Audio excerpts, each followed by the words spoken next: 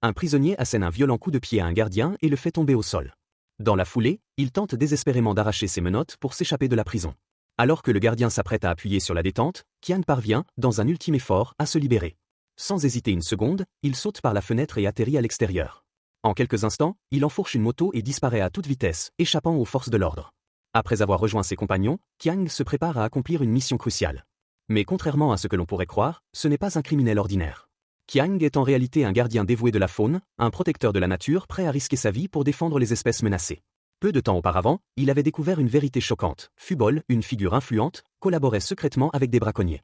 Ensemble, ils avaient massacré des centaines d'éléphants dans une réserve naturelle, uniquement pour leur arracher les défenses et les vendre à prix d'or. Indigné, Qiang avait décidé de dénoncer ces crimes. Mais au lieu d'être soutenu, il avait été trahi, capturé et jeté en prison par Fubol lui-même. Maintenant libre, Qiang apprend par ses alliés que les braconniers n'ont pas encore vendu l'ivoire. Ils l'ont dissimulé dans un temple abandonné, en attendant de conclure une transaction. Guidé par ces précieuses informations, Qiang se rend sur place et parvient à retrouver les défenses volées. Mais à peine a-t-il le temps de souffler que Wei, l'un des braconniers, apparaît dans l'ombre.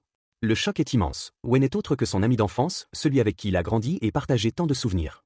Malheureusement, l'appât du gain a transformé son ancien compagnon. Aveuglé par l'argent, Wei décide d'éliminer Qiang sans la moindre hésitation. Un combat intense éclate alors dans les ruines du temple. Wei